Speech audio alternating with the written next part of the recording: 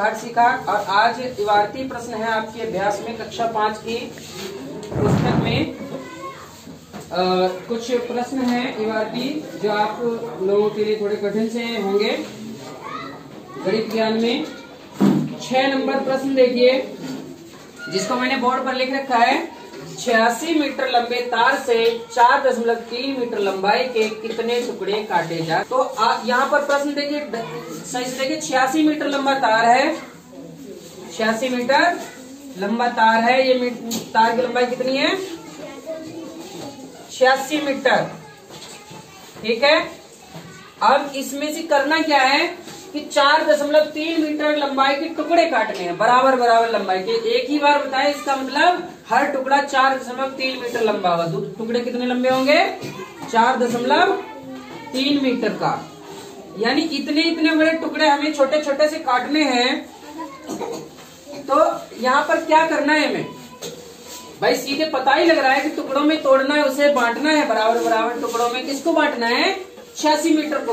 तो जहां पर भी बराबर टुकड़ों में बांटने की बारी आती है तो आपको पता होना चाहिए ये प्रश्न किस संक्रिया को प्रदर्शित करता है। कौन सी संक्रिया बता रहा है? कौन सी संक्रिया बता रहा है? भाग। वेरी गुड, बहुत अच्छे। अब भाग करने के लिए हमें ये भी पता होना चाहिए कि भाजक हमारा क्या है और भाज्य क्या है। तो पहले भाज्य पता करते हैं। भाज्य कोई बताएगा किसे कहते हैं भाज्य? कैसे पता लगाएंगे? हर्षित, किसे भाज्य कहोगे? कैसे पता लगाओ प्रश्न में? 86 को। क्यों 86 को ही क्यों? उसको क्यों नहीं कह रहे? क्योंकि उसके टुकड़े करने इतने। हाँ, जिसको हमें बांटना होता है, बिल्कुल सही कहा, क्लैपिंग कर दो हर्षित के लिए। जिसके हमें टुकड़े करने, जिसको हमें बांटना है, उसे ही हम भाज्य कहेंगे। तो बांटना किसको है? 86 मीटर को। तो हमारा भाज्य क्या हो गया? 86 हो गया। और भाजक, अब भाजक जितने टुकड़ों में बांटना है, मैंने बताया ना, अरे मैंने आपको बताया था ये हिस्से की माप है, तो फिर ये भागफल हमारा बताएगा हिस्सों की संख्या। तो यहाँ पर हिस्से की माप दी है, देखो, तो है तो ये हमारा भाजक ही। तो हम इसे भाजक बनाएंगे। 4.3 हमारा क्या हुआ? भाजक। अब यहाँ से ये, अब हमारा प्रश्न शुरू होता है, सिर्फ और संक्रिया करना बचा रह गया, भाग, दशमलव का भाग बचा रह गया। बाकी हमने आधा प्रश्न हल कर लिया। कैसे करेंगे?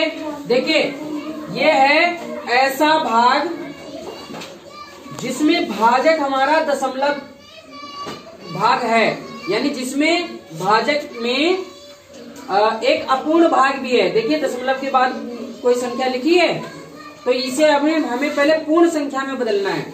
तो कोई बताएगा 4.3 को पूर्ण संख्या में बदलने के लिए कितने से गुणा की जाए इसमें?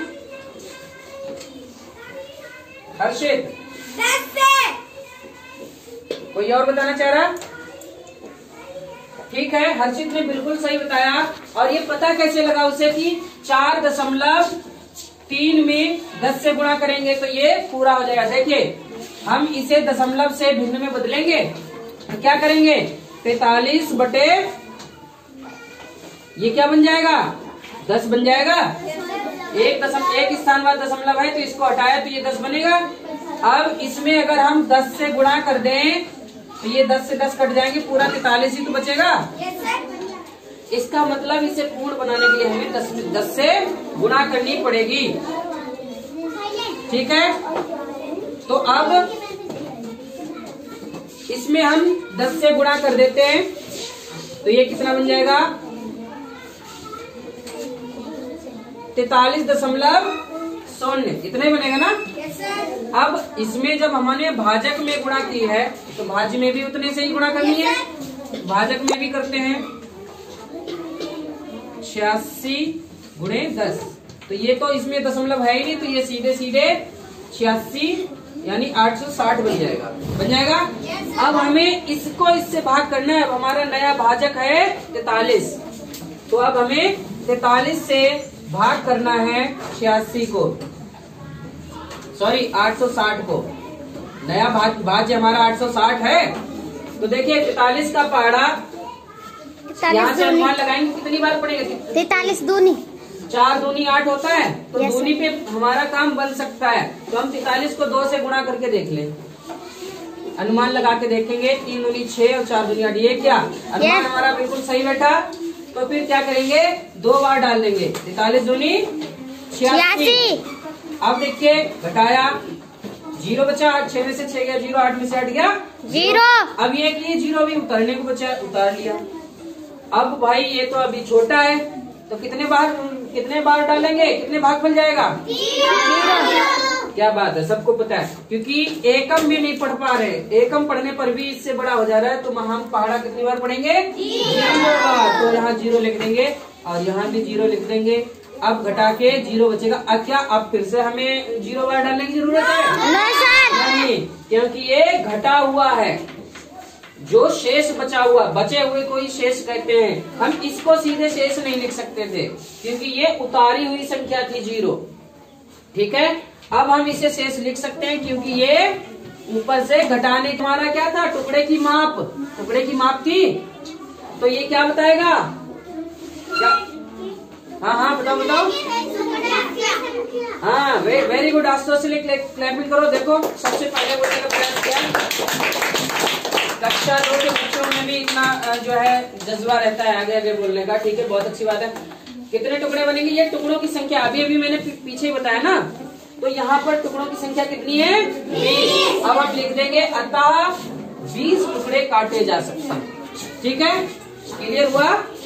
अतः 20 टुकड़े काटे जा सकते हैं। 20 टुकड़े काटे जा सकते हैं।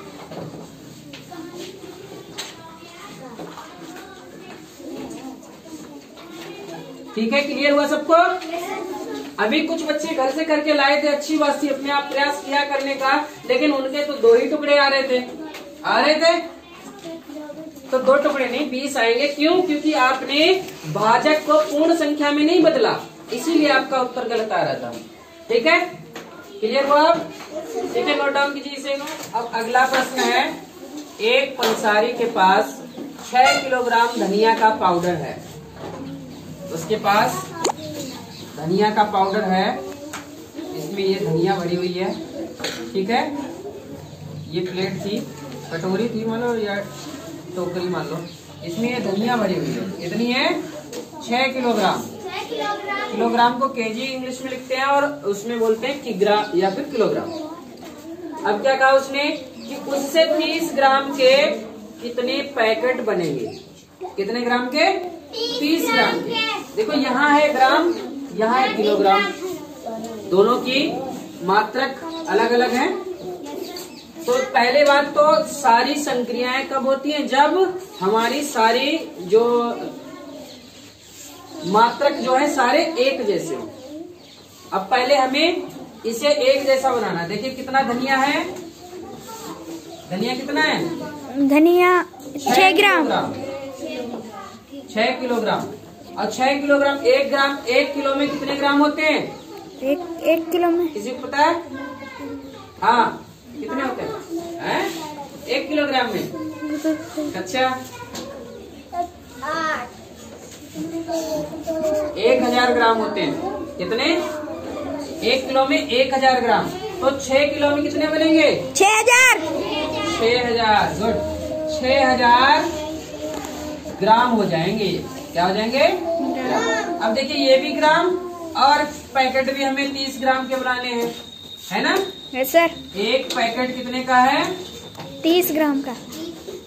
एक पैकेट है 30 ग्राम का। 30 ग्राम, ग्राम को जीएम लिखते हैं और किलोग्राम को केजी।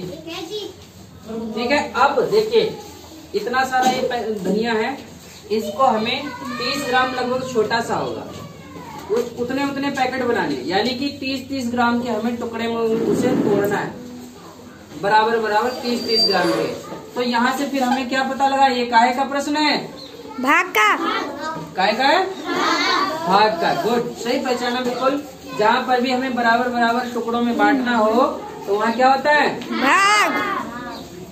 तो अब हम भाग करेंगे, किसको बांटना है? हमें धनिया को बांटना है छोटे छोटे पैकेट में। तो धनिया है 6000 ग्राम, तो अब हमारा भाज्य है, जिसको बांटना होता है उसे क्या कहते हैं? भाज्य।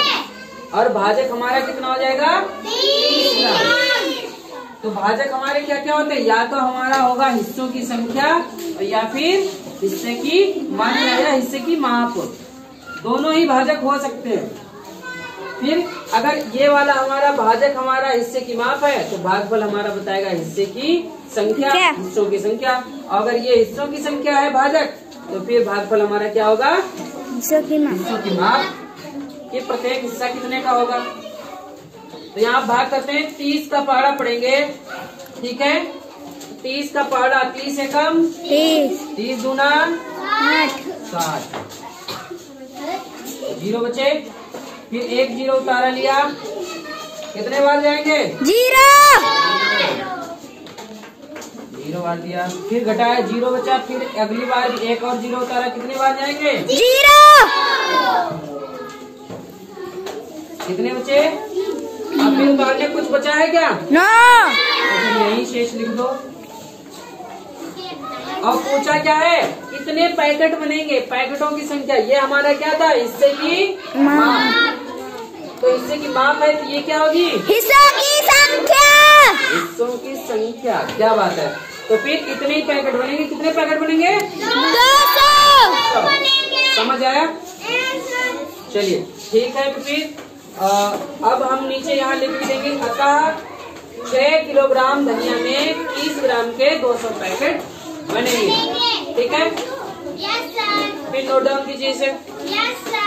और देखिए, एक मिनट, इसे आप अगर और सरल करना चाहते तो कैसे लिख सकते थे? ये हमारा भाजक है और ये भाज्य। तो भाज्य हमेशा भिन्न के रूप में लिखेंगे तो कैसे लिखेंगे? अंश में भाज्य को और भाजक हर में। अब देखिए, ये आ गया जो पीछे हमने तुम्हें बताया 0 से भाग करने वाला। तो अगर चाहो तो इसे 0 से 0 ये ऐसे सीधे काट सकते हो ऐसे, हाँ। और या फिर इसे लिख सकते हो, क्या लिख सकते हो? 6000 बटे 3 गुणे 10 भी तो लिख सकते हो। Yes sir. 3 से काटोगे इसको, 3 दूनी 6, ऊपर कितना बचेगा? 2000 बटे 10।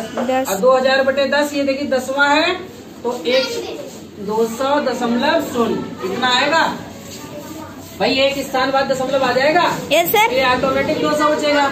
चाहते तो आप इस तरह से भी लगा सकते हैं, ये बनियानी मेथड भी ना लगाते, किसी भी विधि से करो, सारी ही बढ़िया है और सारी ही मान्य है, ठीक है। समझ आया? कोई डाउट? तो फिर नोट कर लीजिए ये प्रश्न। एक और प्रश्न बचा था। प्रश्न है, एक कनस्तर में 16 लीटर तेल है, इससे 0.85 लीटर धारिता की कितनी बोतलें भरी जा सकती हैं? इस प्रश्न को मैंने स्वयं कराने के लिए कहा था कि मैं यहाँ कराऊंगा, बाकी आप कर लेना। तो इसमें खास बात क्या थी? धारिता शब्द। धारिता का मतलब क्या है कि किसी वस्तु के अंदर, किसी बर्तन के अंदर कितना द्रव रखा जा सकता है। जैसे ये बॉटल है, ये बॉटल, इस बॉटल में 1 लीटर पानी आता है, 1 लीटर पानी भरा जा सकता है। तो फिर इसकी धारिता कितनी होगी? 1 लीटर। धारिता कितनी होगी इसकी? 1 लीटर। इसीलिए धारिता ज्यादातर लीटर, मिलीलीटर इनमें होती है। तो ये कोई बड़ा, अब कनस्तर क्या है? कनस्तर कोई बड़ा सा बर्तन है जिसमें तेल रखा जाता है। जैसे ड्रम नहीं होते गांव में, ड्रम या फिर कैन भराते हैं, तो ये कोई बड़ा सा बर्तन है, ये कैन ही मान लो, जिसमें एक साइड पर यहाँ पे ये पोर्ट होता है, इसमें यहाँ से भरते हैं। तो ये इसमें मान लो कितना तेल भरा है? 16 लीटर। कितना? 16 लीटर। इसमें से आपको 0.85 लीटर की छोटी छोटी बोतलें निकालनी है। छोटी बोतलें कितने की निकालनी है? 0.85 लीटर की भरनी है। तो हर बार आप इसमें से एक भरोगे, निकालोगे, फिर दोबारा दूसरी भरोगे, निकालोगे। तो इसमें आप कर क्या रहे हो भाई? जो 16 लीटर पूरा तेल है, इसको आप बराबर टुकड़ों में तो बांट रहे हो, ठीक है, तो यहाँ से भी हमें सीधे क्या पता लगा कि ये काय का प्रश्न है, भाग का। भाग का। तो फिर ठीक कर लेते हैं। अच्छा बताओ भाज्य इसमें कौन सा है सुहानी? 16 लीटर। क्यों 16 ही क्यों है? हाँ बोलो। 16 को बांटेंगे 0.85 में। हाँ 16 को हम बांट रहे हैं इसीलिए 16 हमारा भाज्य, जिसको बांटते हैं उसी को हम भाज्य कहते हैं। ठीक है, तो हम इसे भाज्य की जगह पर लिख लेते हैं। भाज्य हमारा 16 लीटर और भाग कितने हिस्सों में बांट रहे हैं? 0.85। अब देख लिए फिर से ये आ गया दशमलव वाला। हमें इसे पूर्ण संख्या बनाने के लिए कितने से गुणा करनी है हर्षित? 100 से गुणा करनी है। तो फिर भाजक में हम 0.85 में हम 100 से गुणा करेंगे तो ये क्या बन जाएगा? 1 2 स्थान बाद दशमलव है तो ये 85 बन जाएगा। ऐसे ही अब भाज्य में भी गुणा करनी है 16 गुणे 100। जितने से गुणा आपने भाजक में की थी उतने से ही इसमें भी करनी जरूरी है। तो ये बन जाएगा 1600। ये तो बनेगा। अब आप 1600 को 85 से भाग दीजिए, जो आपका भागफल आएगा उतनी ही बोतलें भरी जा सकती है। चलिए करते हैं। 1600 हमारा हो गया भाज्य, अब 85 हो गया भाजक। अब 85 देखिए 8 दूनी 16। हमें लगता है कि दोनों चल सकता है, लेकिन देख लेते हैं करके गुणा। 85 को 2 से गुणा, 2 पंचे 10, 8 दूनी 16, 1 17। ज्यादा हो गया तो दोनों नहीं जाएगा तो कितना करेंगे? एकम। 85 एकम 85। अब पढ़ा था इसके हिसाब से तो इसका इकाई है 0 और इसका इकाई 5, तो 5 और इसका दाई 6 के नीचे 8 आएगा। अब घटा देते हैं, जिसके हिसाब से पढ़ते हैं उसी के नीचे लिखते हैं उसे। 0 में से 5 जाता नहीं, यहाँ सुधार लोगे। 10 में से 5 गया 5, यहाँ बचे 5, 5 में से 8 जाता नहीं, इसको शामिल करो। यहाँ सुधार लोगे 15, 15 में से 8 गया 7। गुड। अब एक संख्या उतारेंगे, कितनी बन गई है? 750। अब यहाँ देखिए 8 तो 7 के हिसाब से 8 का पहाड़ा पढ़ेंगे, पढ़ ही नहीं सकते। 75 के साथ पढ़े 8 ने 72, 9 जा सकता है अनुमान, है ना? करके देखते हैं। 85 में 9 से गुणा, 9 पंचे 45 के 5 हासिल 4, 9 अट्ठे 72, 4 76, 765। ज्यादा हो गया, इसका मतलब 9 नहीं, कितना जाएगा? इससे तुरंत पीछे कितना? 8 अट्ठे 8 पंचे 40 और 8 अठाई 64, 64 और 4 68। अब 0 में से 0 गया 0, 5 में से 8 जाता नहीं, यहाँ सुधार लिया। 15 में से 8 गया 7। तो देखिए यहाँ पर सारी संख्या हमने इस्तेमाल भी कर ली, तो अब इससे ज्यादा भाग भी नहीं कर सकते, हमें तो पूरी पूरी बोतलें बतानी है। ठीक है, तो फिर ये इसे हम शेष लिख देंगे। अब इससे हमें क्या पता लगा कि हम इतनी धारिता वाली बोतलें अगर भरते हैं तो 18 बोतलें भरी जा सकती हैं। ये हमारा साइज ही तो था इसका। अगर ये हमारा भाजक हमारा साइज है, हिस्सों की माप है, तो ये हिस्सों की संख्या बताता है, तो ये बोतलों की संख्या होगी। 18 बोतलें फुल भरी जा सकती हैं, उसके बावजूद भी इतना बचा रहेगा। ठीक है, समझ आया? तो पूरी पूरी कितनी बोतलें भरी जा सकती हैं? 18। समझ आया? अब लिख भी देंगे, अतः 18 बोतलें भरी जा सकती हैं।